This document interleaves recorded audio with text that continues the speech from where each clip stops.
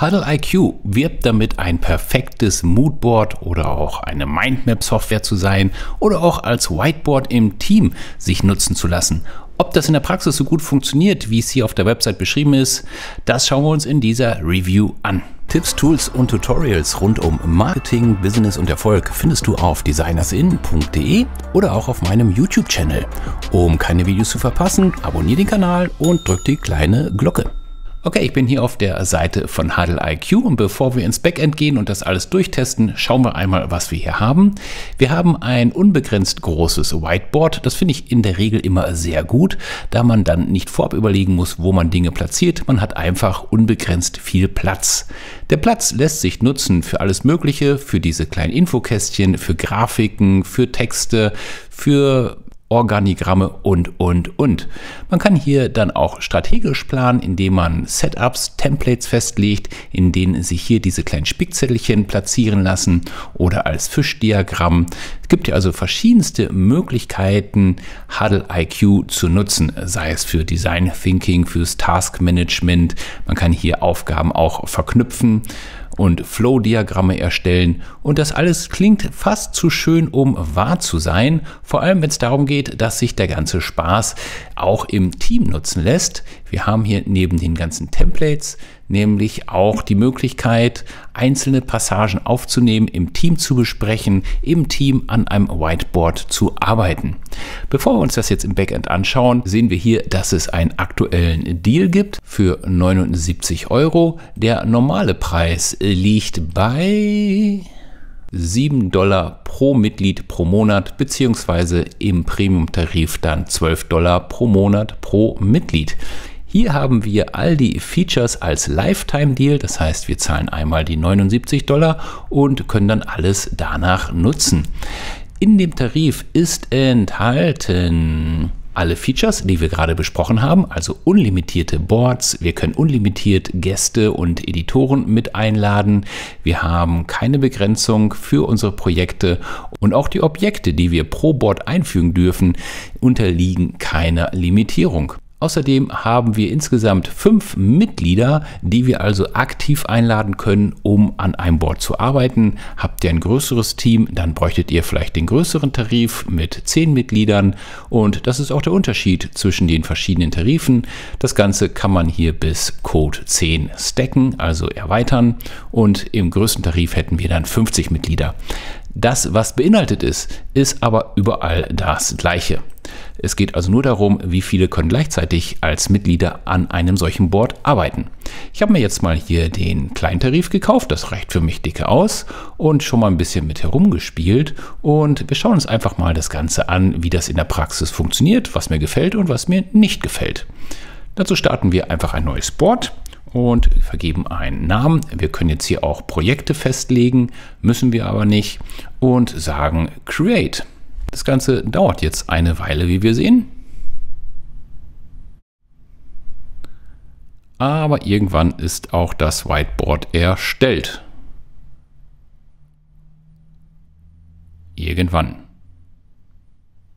Okay. Es ist noch nicht erstellt, sondern wir kriegen hier eine Auswahl an Vorlagen, die wir nutzen können.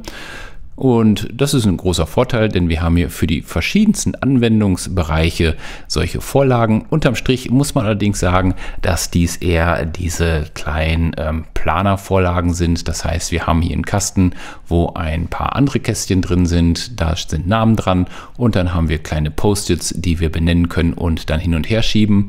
Und gut, wer jetzt hier in dem Bereich richtig fit ist und gezielt nach solchen Canvas-Varianten sucht, der findet mit ziemlicher Wahrscheinlichkeit hier einen Ausgangspunkt, um dann mit seiner Arbeit zu beginnen. Wie wir aber sehen können, während ich hier runter scrolle, sind die alle sehr ähnlich. Man kann das im Prinzip auch relativ gut selber erstellen. Aber okay, wer nicht bei Null anfangen möchte, sondern hier schon mit so einer Vorlage starten möchte, der hat es dann natürlich etwas einfacher. Wir starten jetzt einfach mal Create Blank Canvas, das heißt, wir haben gar nichts. Und genau das sehen wir an dieser Stelle dann auch. Wir haben links unsere ganzen Tools, das kennt man von allen anderen Programmen auch. Hier haben wir dann einen Stift, mit dem wir schreiben können. Das Ganze geht auch zügig. Da gab es anfangs starke Probleme, dass der Stift sehr hinterhergezogen ist und man eigentlich nicht wirklich hier etwas schreiben konnte. Hier kann ich jetzt meine Maus so schnell bewegen, wie ich möchte. Das Ganze wird 1:1 abgebildet, jedenfalls im Chrome-Editor. Wenn ich den Stift habe, kann ich natürlich die Liniendicke bearbeiten. Ich kann die Farbe ändern und wenn mir die Farben nicht ausreichen, über das Plus hier auch beliebige Farben dann zuordnen. Wenn mir das nicht gefällt, was ich hier so kunstvoll erstellt habe, kann ich das wegradieren. Ich habe die Möglichkeit, einmal das ganze Objekt wegzuradieren. Ich kann aber auch hier nach Bereichen radieren und alles, was dann in dem Bereich als Objekt liegt, wird entsprechend entfernt. Text brauche ich, glaube ich, nicht ganz so viel zu sagen. Dies ist ein Text und diese Texte kann ich jetzt hier entsprechend größer machen und natürlich auch weiter bearbeiten. Ich kann hier Hintergründe hinzufügen, wenn ich das möchte. Ich kann die Schriftfarbe verändern, die Typo verändern. Auch hier haben wir alles Mögliche bis dahin, dass man natürlich auch, wenn man möchte, hier noch kleine Icons hinzufügen kann. Naja, das ist jetzt nicht sehr viel, aber ein paar Icons hat man dann doch zur Verfügung, immerhin. Und dann habe ich mein kleines Textobjekt fertig. Habe ich ein Objekt erstellt, kann ich dies natürlich auch duplizieren und danach bearbeiten. Und was sehr gut gelöst ist, wenn ich hier bei einem anderen Objekt in die Nähe komme, dann werden hier diese kleinen Hilfslinien gezeichnet. Das rastet auch ein klein wenig ein, sodass man Objekte schön ausrichten kann. Die kleinen Punkte, die wir hier sehen, die sind dafür gedacht, verschiedene Objekte miteinander zu verbinden. So kann ich diesen Punkt nehmen, ziehe das rüber zu diesem Objekt und jetzt haben wir hier eine Verbindungslinie zwischen diesen zwei Objekten hergestellt und so lassen sich die Mindmaps dann entsprechend aufbauen. Klicke ich auf die Verbindungslinie, kann ich die ebenfalls natürlich bearbeiten. Ich habe hier verschiedene Endpunkte für meine Linie. Das Ganze geht nach links und rechts. Ich kann die Linienstärke bearbeiten, diese natürlich auch stricheln. Ich kann sagen, soll das eine Gerade sein, eine Kurve. Wenn ich eine Kurve habe, kriege ich hier den Auswahl-Button und kann das Ganze dann auch dynamisch bearbeiten. Das bleibt dann an dieser Stelle allerdings als so ein Knick, da wo der Mittelpunkt ist. Aber okay, damit kann ich leben. Das ist in Ordnung soweit. Man kann die Linie natürlich dann auch farblich bearbeiten und so sein Organigramm dann letzten Endes aufbauen. Am meisten wird in dem Tool vermutlich mit diesen Post-its gearbeitet, diese Sticker. Wenn ich einen Sticker hier rauflege, klick, dann habe ich hier mein erstes Post-it erstellt.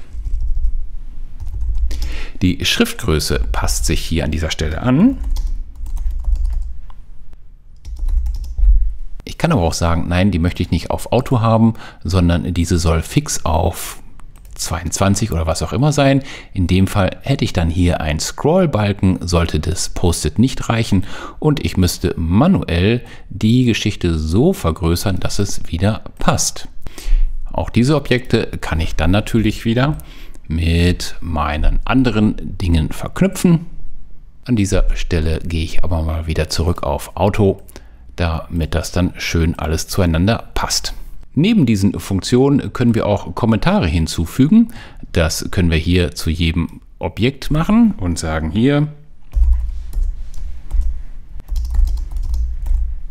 Und jetzt sehen wir, dass ich hier etwas kommentiert habe. Und wenn wir im Team arbeiten würden, könnte sich jeder diesen Kommentar jetzt anschauen. Wenn ich es richtig sehe, ist dieser Kommentar aber jetzt nicht hiermit verknüpft, sondern liegt jetzt hier einfach rum. Möglicherweise kann man das noch gruppieren.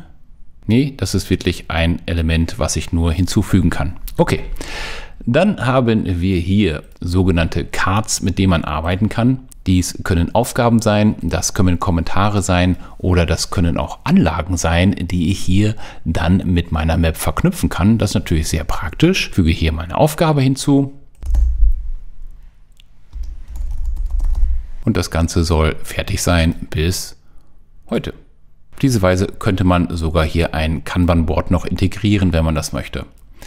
An Objekten haben wir die Standardobjekte, die wir nutzen können. Gut ist, dass wir hier Tabellen etc. haben. Sehr spannend finde ich, dass wir hier viele Ressourcen haben.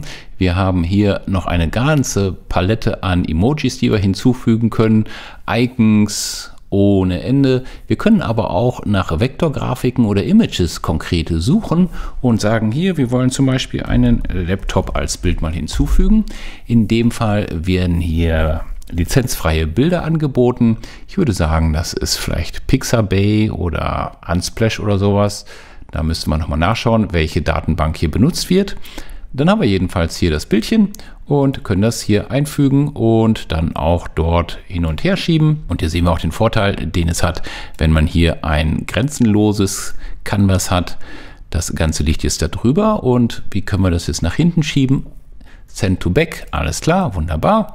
Dann können wir hier das Bildchen als Hintergrund für unsere Canvas nutzen. Wer mit den gelieferten Bildern nicht zurechtkommt, der kann über Bibliothek auch eigene Dokumente hochladen. Dann wählen wir unseren Computer aus und wählen hier das Bildchen aus, das wir einfügen möchten. Und da haben wir es. Habe ich zwei Elemente, kann ich diese auch gruppieren und dann hin und her schieben. Was meines Erachtens ein Bug ist, dass wir diese Elemente, wenn sie hier gruppiert sind, nicht als Gruppe skalieren können. Ich kann sie jetzt hier zwar verschieben, aber ich habe keinen Weg gefunden, diese jetzt zusammen zu skalieren. Ich kann jetzt entweder den Text oder das Bild, aber ich bekomme beide nicht miteinander skaliert. Das ist sehr schade, weil ich hier sehr viel mit solchen Gruppen arbeiten würde und ist natürlich sehr dumm, dass man dann im Nachhinein diese Gruppen nicht mehr skalieren kann. Und hier kommen wir zum nächsten Bug, dass ich diese Gruppe jetzt nicht einmal mehr auswählen kann. Mal wieder auf den Zeiger. Ich komme jetzt, ja, jetzt habe ich die Gruppe wieder erwischt. Da muss man sehr genau zielen, um das hier zu kriegen. Und könnte jetzt die Gruppe auflösen.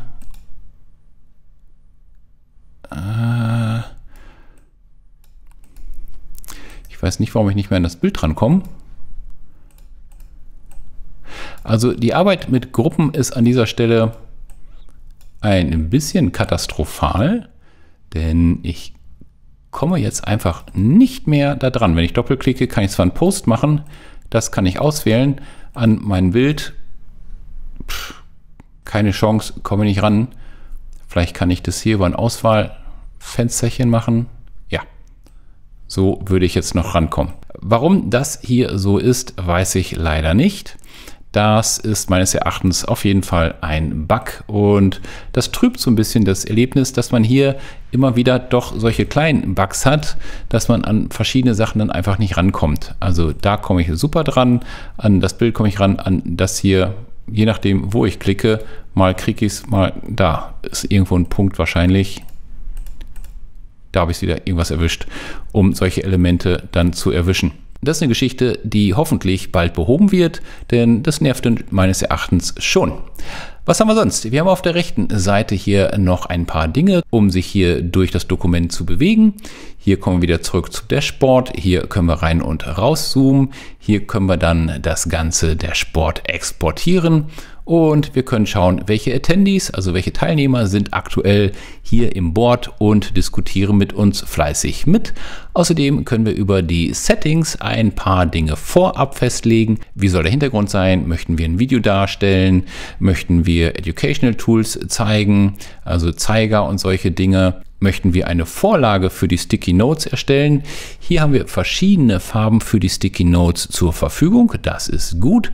Was mir aber fehlt, ist, dass wir hier einen Color Picker haben und einfach mal frei bestimmen können, welche Farbe wir nutzen wollen. Derzeit sind für die Notes nur diese Farben zur Verfügung.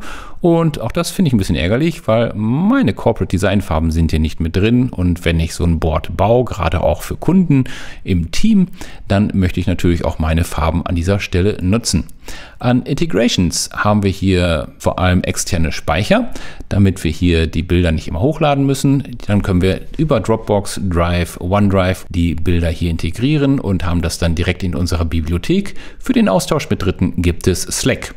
Das letzte, was wir hier unten sehen, ist dann noch der Bereich Videokonferenz, denn wir können hier direkt in dem Tool eine Videokonferenz starten und dann unser Board präsentieren. Das finde ich sehr schön. Und damit das reibungslos geht, können wir hier einen Präsentationsmodus festlegen und hier vor allem die Requisiten festlegen, die wir für unsere Präsentation brauchen. Dies gilt vor allem für Slides. So können wir nämlich einzelne Slides auch innerhalb unseres Boards festlegen oder Bereiche festlegen, die wir hier als Slides dann in der Präsentation haben. Das hat den großen Vorteil, dass wir hier nicht ständig rein und rauszoomen müssen, sondern wir legen einfach unsere Slides fest und können die dann in der Präsentation durchklicken und springen dann an die gewünschte Stelle, die wir im Board haben. Sehr sinnvoll, gerade wenn man natürlich große Präsentationen hat. Ist man im Live-Talk, können wir hier uns auch die Kommentare anschauen, die es im Live-Talk gibt. Wir haben eine Chat-Funktion sogar. Wenn wir als Lehrer das Board nutzen, können wir auch einen Timer festlegen für Aufgaben und dann läuft hier entsprechend der Timer runter. Hier oben sehen wir das angezeigt und hier unten beim Timer sehen wir auch noch einmal den gelben Buppel, dass aktuell ein Timer läuft. Nach der Präsentation können wir direkt hier eine kleine Umfrage stellen. Hat euch die Präsentation gefallen, etc. etc.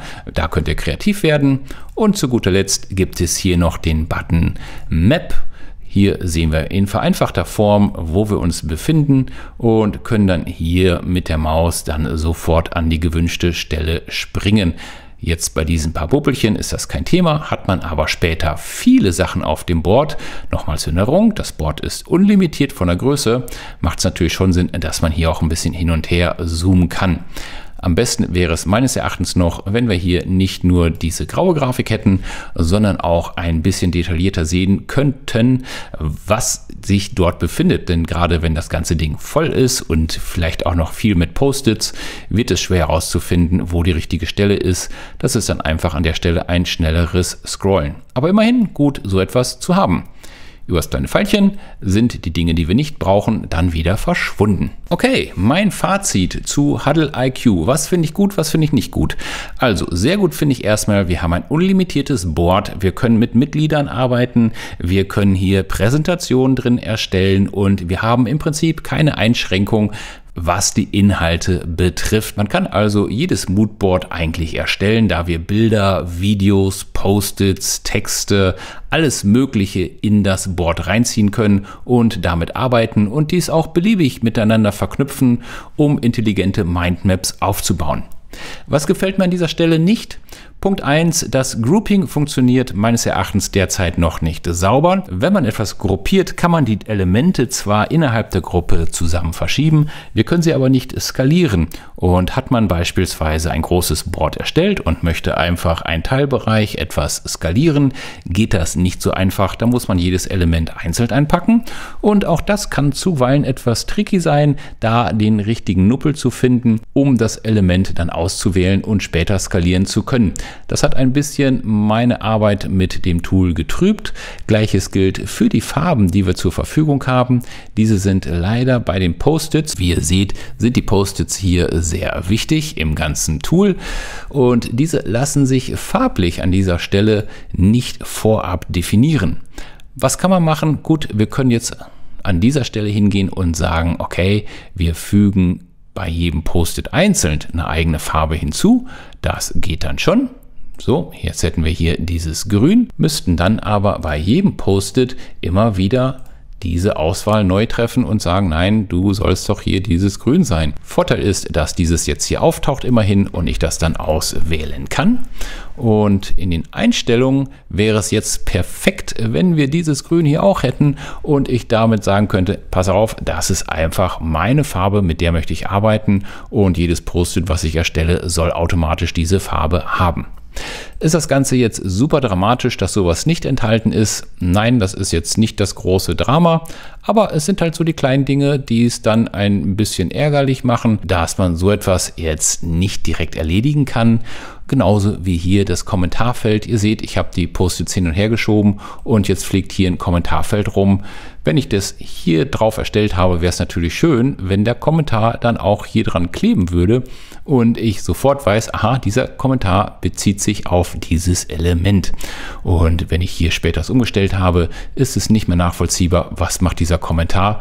Und wenn jetzt hier steht, tja, Schrift, die Schrift ist zu groß. Welche Schrift? Es lässt sich nicht mehr nachvollziehen, wo das eigentlich hingehört. Nun ist die Software meines Erachtens noch sehr jung und man kann natürlich hoffen, dass sich hier die Dinge entsprechend weiterentwickeln und die Fehler behoben werden.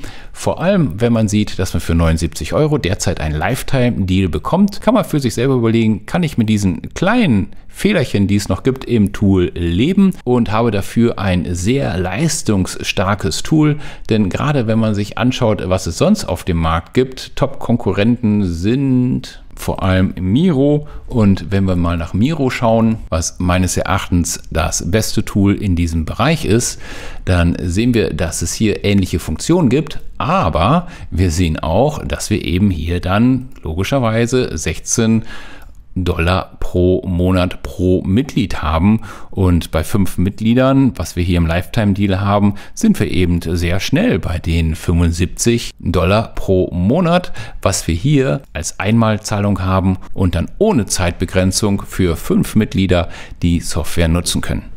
Soweit, ich hoffe, die Review hat euch gefallen. Hinterlasst mir einen Kommentar, ich freue mich drauf. Bis dahin, ciao der Marco. Weitere Tipps, Tools und Workshops rund um Marketing, Business und Erfolg findest du in meinem YouTube-Kanal. Abonniere diesen am besten und drück die kleine Glocke, um keine Videos zu verpassen. Oder geh auch direkt auf designers-in.de, um aktuelle Trends, Workshops und Angebote zu finden. Alle Links dazu findest du in der Beschreibung.